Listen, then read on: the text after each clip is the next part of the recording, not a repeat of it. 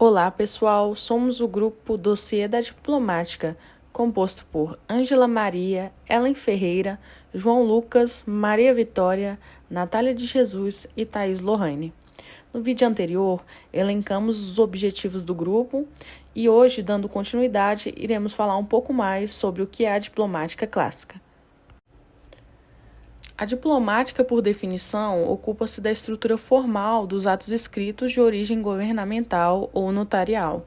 Trata, portanto, dos documentos que, emanados de autoridades supremas, delegadas ou legitimadoras, como é o caso dos notários, são submetidos para efeito de validade à sistematização imposta pelo direito, segundo Heloísa Belotto. Podemos separar a diplomática em dois momentos distintos quanto ao seu campo de pesquisa. Temos a diplomática clássica e a moderna, que surgiu no século XVII e perdurou até a primeira metade do século XX. E a diplomática contemporânea, que teve seu início na segunda metade do século XX e difundiu-se à arquivística. A história da diplomática está diretamente ligada às falsificações.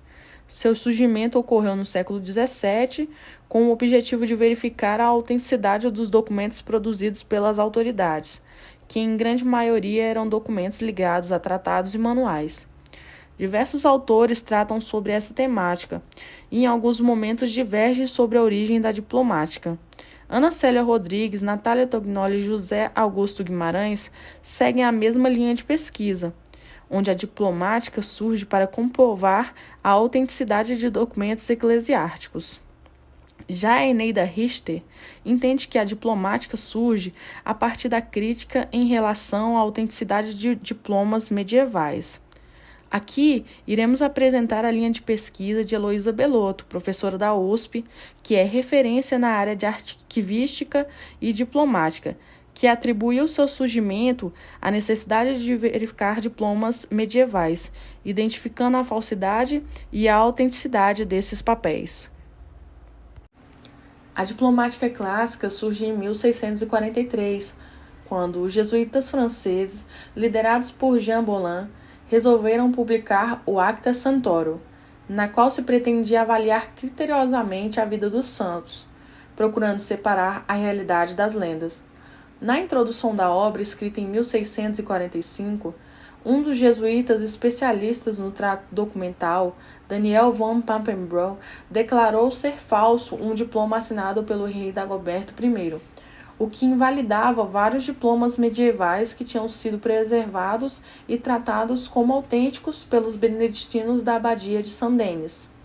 De acordo com Natália Tognoli, é possível concluir que, de fato, o grande impulso para a formulação de um juízo sobre a autenticidade ou falsidade de documentos foi dado por Papenbroek, pois, embora sua obra tenha falhado no estabelecimento de regras e critérios verdadeiramente científicos, representou com certeza o ponto de partida necessário para que os beneditinos compilassem os primeiros tratados sobre crítica dos diplomas e se tornassem grandes eruditos da crítica diplomática nos séculos XVII e XVIII. O fato de Mabillon ter escrito uma obra superior às de Papenbroek e de Cronin se deve, em grande parte, à quantidade de documentos que ele teve à sua disposição para escrever seu tratado. Após a publicação de Mabillon, os estudos diplomáticos e paleográficos ganharam um novo fôlego e impulso por toda a Europa, e as obras começaram a ser publicadas fora da França e da Alemanha. Ela surge como um instrumento de promoção dos interesses do Estado e se consolida como um importante mecanismo de solução pacífica de controvérsias nas relações internacionais, desempenhando um importante papel no desenvolvimento das atividades comerciais, originalmente o principal objeto da proteção diplomática.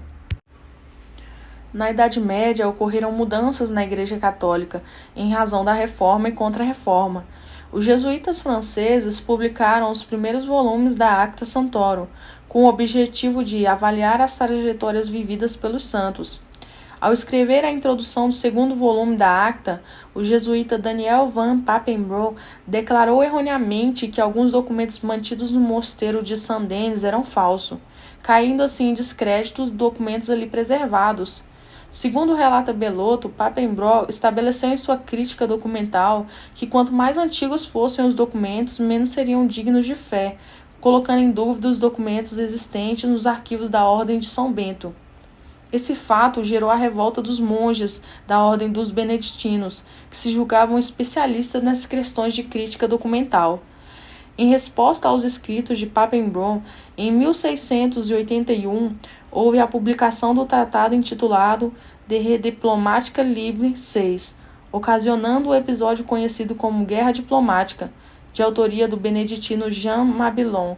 A obra estabeleceu regras precisas para definir a autenticidade dos documentos, instituindo assim a ciência que ele denominou como diplomática. Em suma, a diplomática clássica tem um fundamento na autenticidade, na forma e na tradição do documento.